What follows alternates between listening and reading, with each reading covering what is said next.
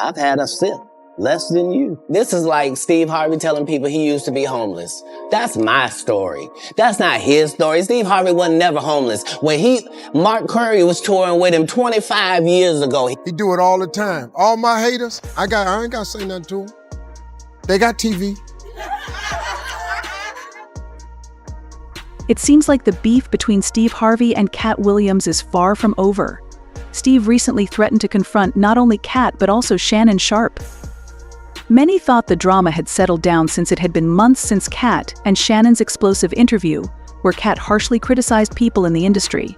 During that interview, Steve was one of the targets, and Katt didn't hold back in calling him a fraud. At first, Steve acted like he wasn't bothered by the accusations. However, he later changed his tune and started attacking both Katt and Shannon. On the other hand, Katt isn't stepping down either, as he's now sharing more evidence to expose Steve.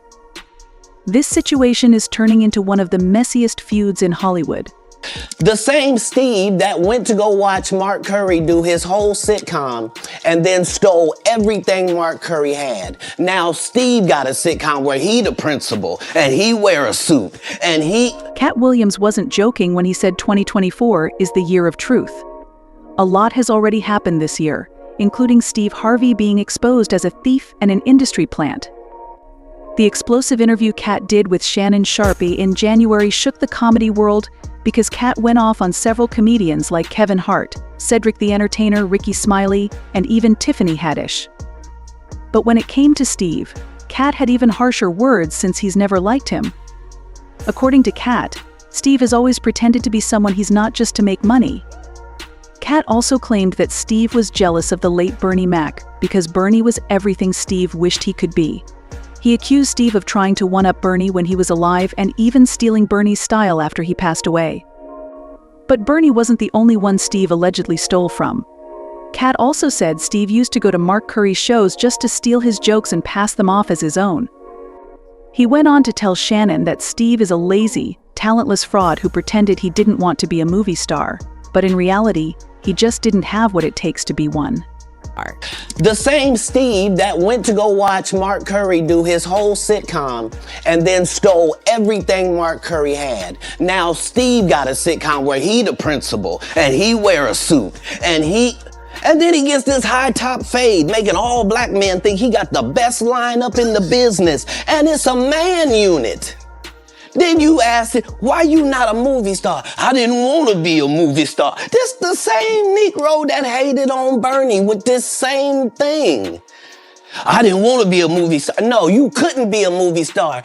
There are 30,000 new scripts in Hollywood every year. Not one of them asks for a country bumpkin black dude that can't talk good Oba-Kaby and look like Mr. Potato Head. There ain't none. Katt even claimed that Steve Harvey wanted to be an actor so badly that he tried to steal Bernie Mac's role in Ocean's 11. Of course he didn't get the part because, according to Katt, Steve just wasn't good enough for it. Katt didn't stop there. He even took a shot at Steve's appearance, saying the real reason Steve quit stand-up comedy was because Katt embarrassed him in front of 10,000 people. During that show, Katt exposed Steve for wearing a wig, dragging him for his bald head, and calling it out as a man unit. Steve told you that he stopped doing stand-up because he had 7 TV shows. The only problem is when he stopped stand-up, he didn't have those 7 TV shows. He stopped stand-up because he got in a comedy battle called the Championship of Stand-Up Comedy with one Katt Williams in Detroit in front of 10,000 people and lost because Katt Williams said he was actually bald and that was a wig. And I went in and that's why he couldn't do stand-up anymore. He even said Steve tried to make up for his lack of talent by lying about being homeless. According to Katt, Steve was never homeless, and while he was hawking that story around to score sympathy points, he was actually making $3,000 a night touring with Mark Curry. I've had a sip. Less than you. This is like Steve Harvey telling people he used to be homeless. That's my story. That's not his story. Steve Harvey wasn't never homeless. When Mark Curry was touring with him 25 years ago, he was making $3,000 a show in cash and doing 5 shows a week. They just tell the stories. Thanks to my wife, I'm where I am. You said that about the first wife. You forget that? You told us it was her. Then you went and married somebody else that think like like a man. Like, what are you talking about? They think they can rewrite history. Guy Torrey did a beautiful special about the Comedy Store and Fat Tuesday, where he said that Steve and Cedric and... Katt didn't stop with just roasting Steve. He also accused Shannon Sharpe of letting Steve come on his show and lie about the Kings of Comedy tour. Before Katt's appearance on Club Shay, the most popular episode of the podcast was Shannon's interview with Steve. In that interview, Steve talked about various topics, including the Kings of Comedy tour he did with Bernie Mac, Cedric the Entertainer, and DL Hughley in the early 2000s. Steve often suggested that the tour ended because the other comedians were difficult to work with. However, rumors later surfaced that Steve was allegedly jealous of Bernie Mac, which caused tension and ultimately made it impossible for the group to continue working together. Cedric the Entertainer even mentioned once that the tour suffered because all four comedians had egos bigger than the Titanic, making it hard for them to agree on things. One of the big issues, according to Katt, was that Steve envied Bernie's ability to be effortlessly funny without using the audience as a target for jokes. Steve, unlike Bernie, couldn't keep his jokes classy, and Katt claimed Steve started stealing Bernie's material in an attempt to sabotage him. For Katt, Steve calling himself the king of comedy is an insult to the real kings who came before him. Because you shit on Bernie. And I know the truth.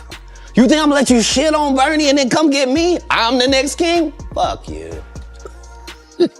Why? Because the whole time Bernie was here, you was acting like you was funnier than him. The reason you was supposed to go last is because it was your tour. Tell the truth. It was Steve's tour. Not it was gonna be called the Kings of Comedy, it was Steve's tour. These are the guys opening for him. Of course you gotta close if it's your tour.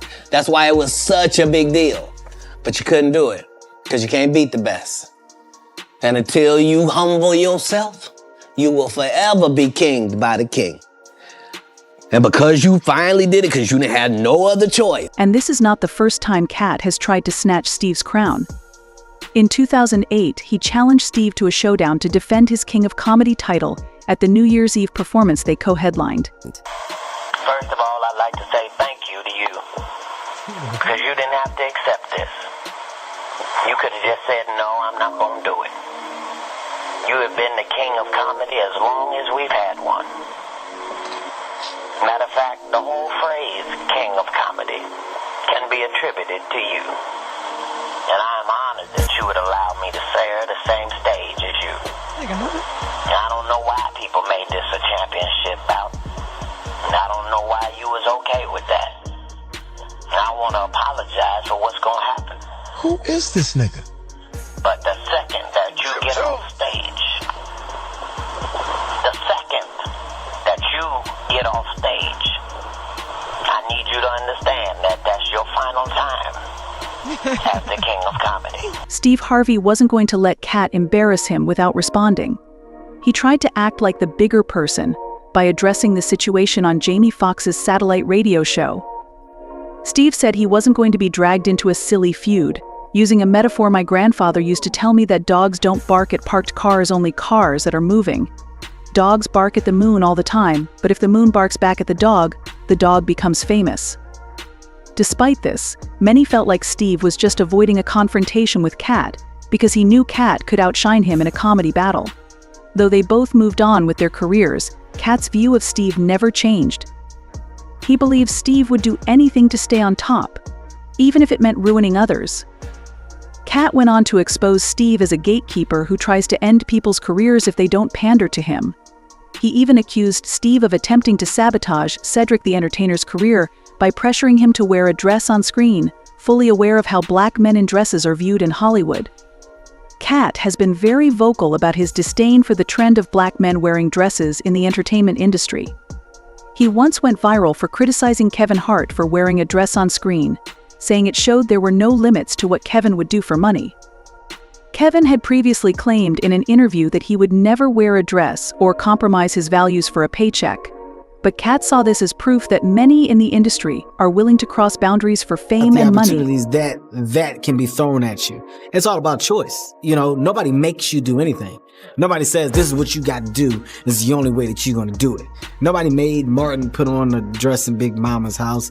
Nobody made Tyler Perry put on a dress as Medea. Nobody made Jamie Foxx put on a dress as Wanda, and nobody made Martin do it as Shanae. You know, it was a choice.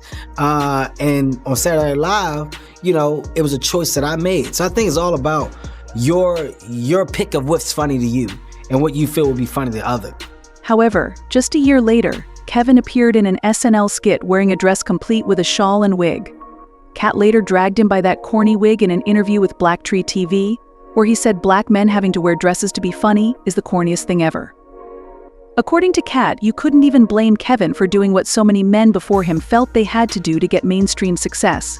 He believes it's all because of gatekeepers like Tyler Perry and Steve Harvey who promote harmful narratives about black men. At the end of the day, Kevin doesn't have to worry about what people are going to say about him wearing a dress because of the long line of dress-wearing people before him. So now we have Big Mama's house 1, 2, and 3. Yeah. I've never seen Medea in a pantsuit. I think she wears dresses. So now I'm saying, why are we picking on poor little Kevin Hart? Because it was his turn next.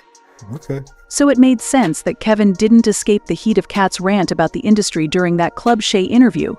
He called Kevin an industry plant, saying Kevin doesn't have what it takes to be a real comedian.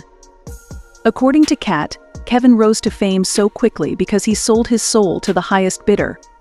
In fact, he already had all the deals before ever setting foot in Hollywood because he was put there by gatekeepers. In 15 years in Hollywood, no one in Hollywood has a memory of going to a sold-out Kevin Hart show, there being a line for him ever getting a standing ovation at any comedy club. He already had his deals when he got here. Have we heard of a comedian that came to LA and in his first year in LA, he had his own sitcom on network television and had his own movie called Soul Plane that he was leading? No, we've never heard of that before that person or since that person. What do you think a plant is? Maybe people don't understand the definitions of these words. Honey, Katt does not hold back when he doesn't like someone. However, when it comes to Steve Harvey, it's not just Katt who thinks Steve is problematic. See, Steve has spent the last few decades building his image as a family-friendly, funny uncle figure. However, he has been exposed for having a darker side that many people don't really see. For example, Steve has been accused of being a misogynist and bigot after he made some problematic comments on live TV. For example, in an interview, Steve blasted atheists, calling them immoral and corrupt for not believing in God. Does he have a relationship with God? You sitting up here talking to a dude and he tells you he's an atheist, you need to pack it up and go home. You know, you talking to a person who don't believe in God, what's his moral barometer? Where is it at? It's nowhere. You wouldn't go out with a woman. I guess a woman should not go out with a man who doesn't believe in God. No, I mean, why would you? Well, do you believe that only people who are religious are ethical and moral?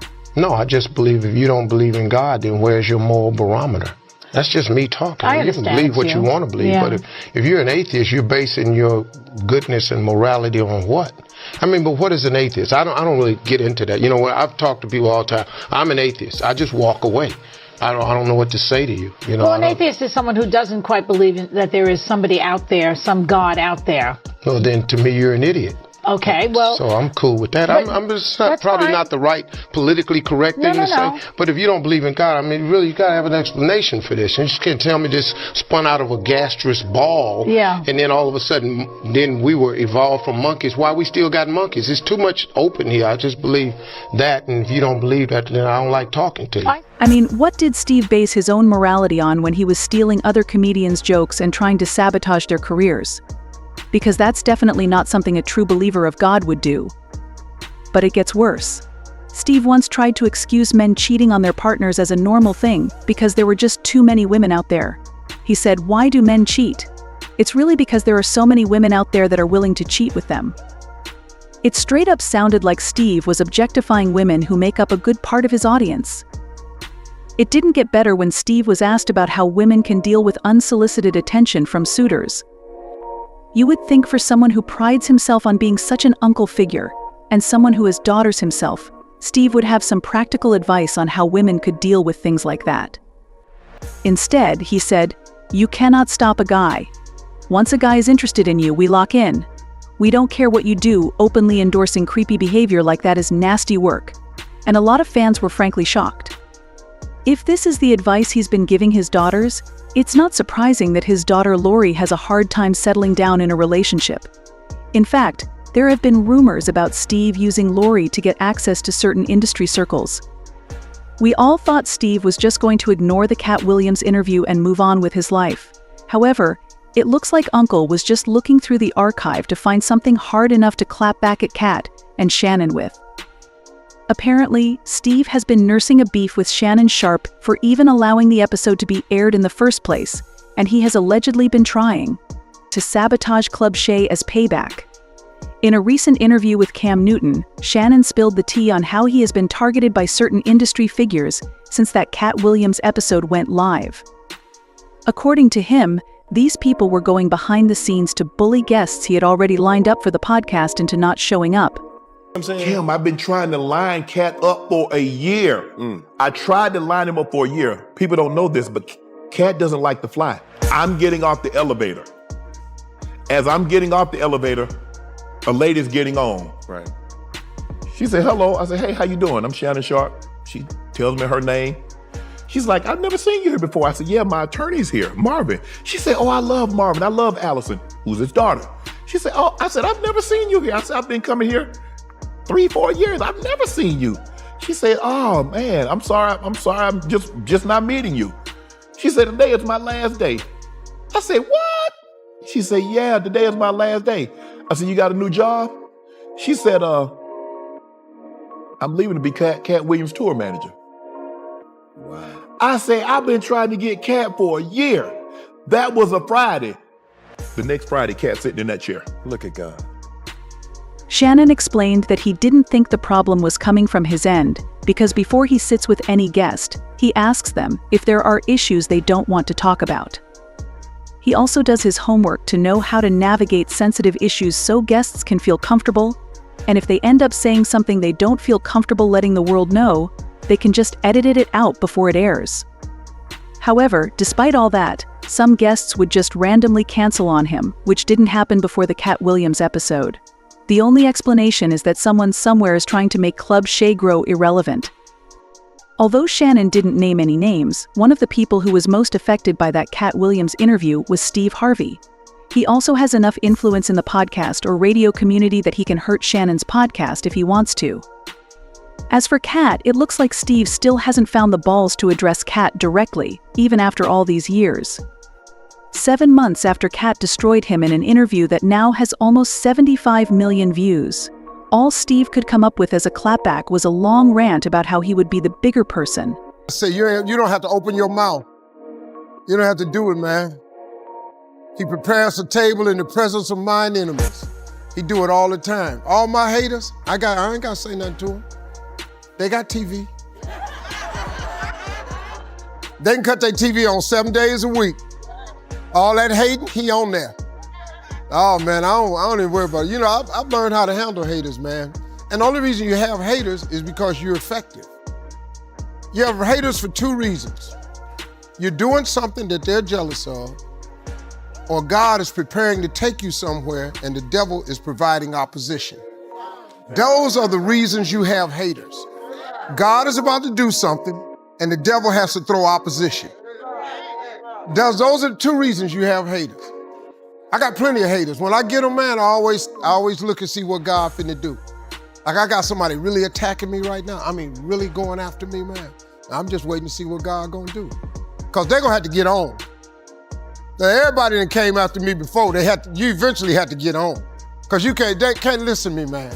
Can't nobody stop what God got for you. And there ain't a man living can stop not one thing God got for you. Don't even worry about them haters, man. Just all you gotta do is just keep shining. They see you. You ain't got to say nothing. And plus, how they gonna hate if they don't watch? They on my Instagram page right now watching, see what else. I don't even post nothing. I got people do that. I don't even, really. I can't stand you. You always. I ain't even post it, dog, tell you the truth. I just let them hate, man. And that's all you got to do, man. Just keep living your life. I don't know. But it sounds like typical Steve Harvey trying to deflect from a topic when he doesn't have something solid to clap back with. But he's not fooling the fans. They've been leaving comments like Steve ain't got no smoke. He had to wait till he got around Stephen A. Smith to get tough.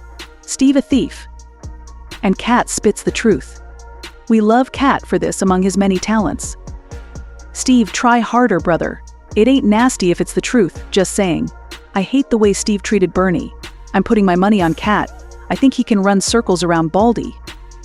But what do you think about Steve Harvey's response to Shannon and Katt? Is he going to follow through this time, or is he goofing as usual? Comment down below and don't miss out on this next video.